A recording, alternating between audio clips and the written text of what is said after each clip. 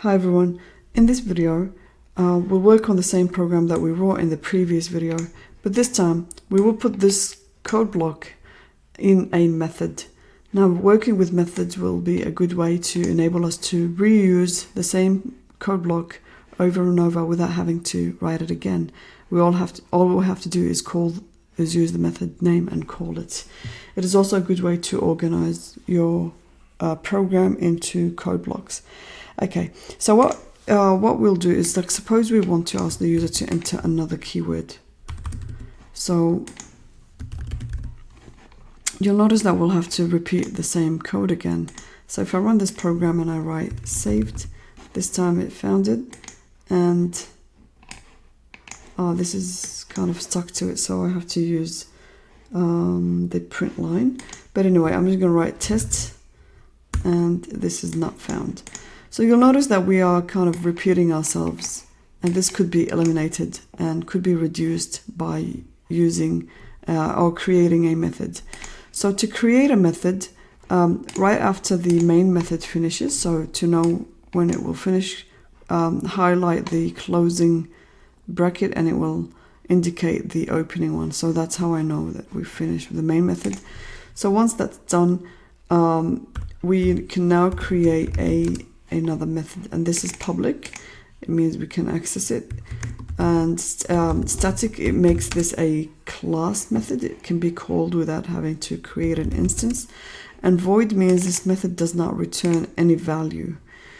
And this is the name of the string. It could be anything you want to create, as long as you use the correct naming conventions, and always make it meaningful. So, you know, something that is related to what you are doing. Now, to be able to call this method and make it do exactly the same thing here, I'm going to have to create parameters over here. And this is what the method expects to receive as an argument. Okay, so I would need both the string method, the string, save string, and the keyword. So I would indicate the type, and these also could be different names.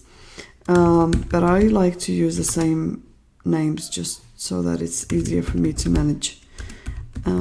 Keyword. So these will be local variables to be used here. Now what I can do is cut this and place it into, or copy it and place it into here. And it pretty much does the same thing. It will check the work and display these messages.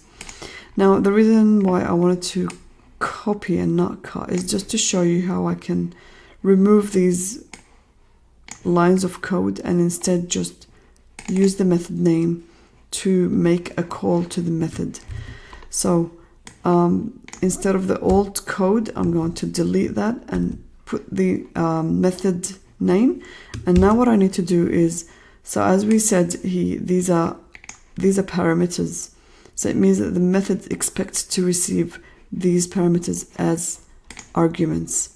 So I need to pass the string in the same order that I would like it to. So I'm passing the save string and the keyword in the same way that I would like it to be used within the method. And that's it. So these are called arguments. I've passed arguments to the method. And when I define the method, I've defined the parameters. So just saying that this method expects to receive arguments that match these parameters. Same data type, string. And I can just call this again whenever I need to.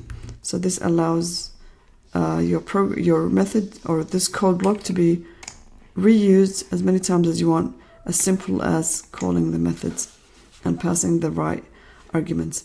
You might need to, you can create methods that don't have any arguments or parameters, but that really depends on what you want your method to do. Okay, so let's test this program. I'm going to run it and it should work pretty much the same. So I'm going to write test. So this is not found, and then I'm going to write something that exists like this, and this is found. And the good thing about this method is that you can make any changes you want in here, which will just reflect throughout the code. So the maintenance is also easier. So I could just say keyword found, as simple as that, and keyword not found. And I might want to actually make this a print line, or just print out a new line right after or right before we call this. So let me just run this one more time just to show you. So this is found, or test not found. Okay, that's about it. So we created our method, and I hope this helps you understand how you can create a method and reuse that method across your program.